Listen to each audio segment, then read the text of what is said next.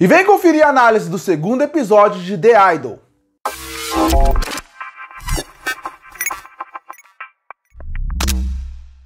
E chegou na HBO e na HBO Max o segundo episódio de The Idol. E pra quem não sabe, The Idol é uma série que vai ser completa em 6 episódios. E depois daquela catástrofe que foi feita no primeiro episódio, eu esperava que pelo menos eles melhorassem algumas características ou outras da série. Mas não foi isso que aconteceu. E era muito difícil que acontecesse. Porque, se você reparar, The Idol tá seguindo um padrão que uma série de 6 episódios seguiria. Ela segue na parte de estrutura. Estruturalmente você consegue ver como os episódios estão seguindo como deveria seguir no roteiro. O primeiro episódio, eles apresentam o universo, apresentam a história, os personagens e quais vão ser as principais discussões da série. Nesse segundo episódio, eles focam em desenvolver essa ideia. Esse é o ponto do segundo episódio. Desenvolver os personagens, desenvolver as ideias, desenvolver a história de modo geral. E você pode ter certeza que no terceiro episódio, no final dele, vai ter uma grande virada. Porque o terceiro episódio marca a metade da série e aí que vai ter uma grande virada para a série ir pro seu final. É normal.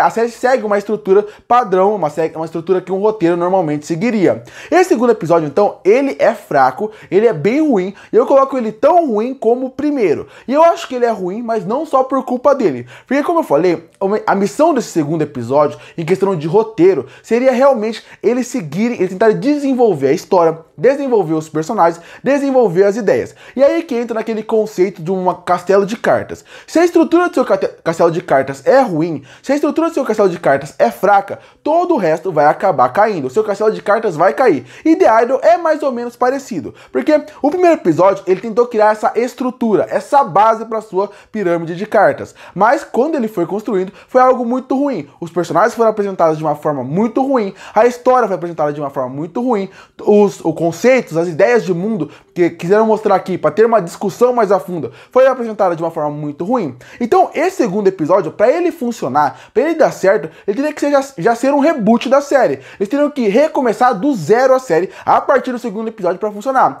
Porque para esse segundo episódio funcionar, o primeiro tinha que ter funcionado. Ele tinha que ter feito que o público, de modo geral, tivesse engajado na história, nos personagens, para se importar no desenvolvimento e na ideia deles, para você querer conhecer um pouco mais deles. E não é isso que acontece aqui. O segundo episódio, eles ainda focam muito na ideia de como seria a Jocelyn fora do grupo de amigos que ela já conhece. Porque o primeiro episódio, ele foca muito em mostrar ela numa zona segura, posso dizer assim, onde ela tá com os amigos, onde está com os agentes, onde estão com pessoas confiáveis que tentam cuidar ao máximo que a carreira dela não exploda. No segundo episódio, já expande essa ideia. Já seria a ideia dela sair mais do núcleo desses amigos e ir para uma grande apresentação, um grande videoclipe que ela vai fazer. A partir desse videoclipe, ela vai estar interagindo com outras pessoas, outro grupo de pessoas, e é aí que ela começa a ter as suas crises e lembrar até da sua mãe. Mas como eu falei, esse episódio, ele erra em muita coisa que ele tenta fazer, para não dizer em quase tudo. Começando nesses pontos que eu falei. No ponto de desenvolver os personagens, eu acho que se desenvolve muito pouco. Eu acho que eles não conseguem dar um passo a mais e fazer com que você, como público, crie uma ligação com eles. Você não se importa com a Jocelyn, você não gosta da personagem, ela não é uma personagem carismática e cativante, que faz com que o público torça por ela, se preocupe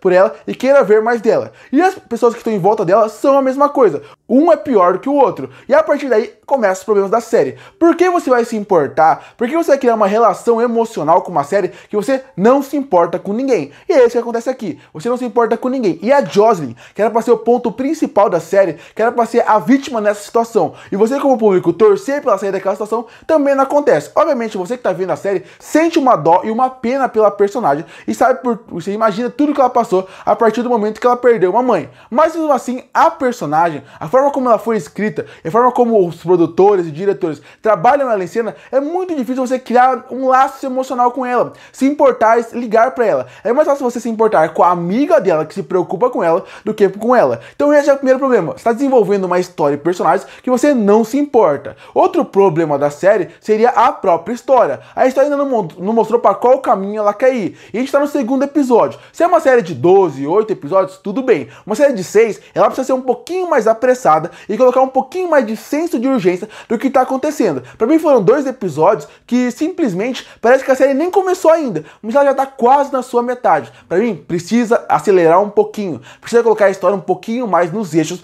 pra gente se importar e ter um senso de urgência. Eu não tenho senso de urgência. Eu não me preocupo com nada que tá acontecendo ali. Então esse é outro problema. E a gente entra na parte técnica, que seria outro problema da série. Eu não sei o que aconteceu com o diretor, eu não sei o que aconteceu com a parte da montagem, mas tá bem estranho o que tá acontecendo aqui. Na parte da direção, na parte do videoclipe, ele consegue brincar um momento ou outro com a parte da confusão, ele consegue brincar um pouquinho na parte de como a Joss está se dedicando para ser aquilo, como a fama cobra ela, e isso seria interessante. A direção consegue até certo ponto brincar com isso, mas em outros momentos parece uma direção amadora. E a montagem é a mesma coisa. Tem uma cena envolvendo o The Weeknd que corta de uma cena rápida para mostrar ele numa sala onde não faz sentido nenhum. A cena não faz sentido nenhum porque não cria um contexto, não cria uma ligação, e é uma cena que devia ter caído no corte final, mostrando que a montagem está perdida. E a direção tem vários momentos onde ela cria algumas incoerências com a própria cena. Quando um personagem quer fazer algumas perguntas e ele nem se esconde para fazer aquela pergunta, parece que é uma má montagem com uma péssima direção. Parece que é uma direção em alguns momentos que tem cenas que não estão se encaixando e eles simplesmente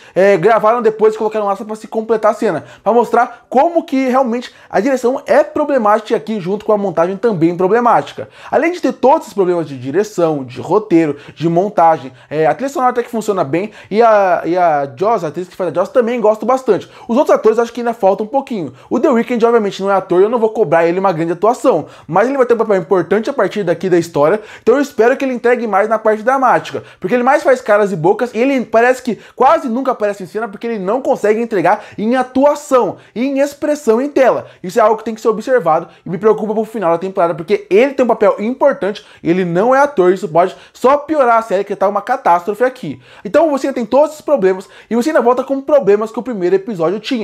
Como, por exemplo, a hipersexualização de todos os personagens que estão na série em cena o tempo inteiro. Desde uma menina que do nada tira a roupa e pula pelada na piscina, até na forma como a Joss anda em casa, até na forma como, por exemplo, de novo, usam cenas sexuais da Joss desnecessária. E aí é que entra o grande ponto. Eu entendo porque eles sexualizam a Joss o tempo inteiro. A ideia é fazer uma crítica para a indústria e na parte da sexualização das mulheres de modo geral. Tudo bem, eu entendo a discussão, pode colocar e para fazer uma crítica até faz sentido com a ideia da série. Mas existe uma linha muito pequena entre você sexualizar e fazer uma crítica interessante e virar algo simplesmente gratuito. A série, desde o primeiro episódio, já passou na parte pro gratuito. Já virou algo que não é necessário. Não precisava ser daquela forma. A sua mensagem não precisa ser daquele jeito. Então é algo desnecessário. E de novo, e aí entra o outro problema que eu falo de roteiro e tal. Porque os últimos 15 minutos, como aconteceu no primeiro episódio, foca muito no The Weeknd na casa da Joss e com os amigos dele lá. Esses 15 minutos é a maior quantidade de vergonha alheia, uma atrás do outro, que acontece em série.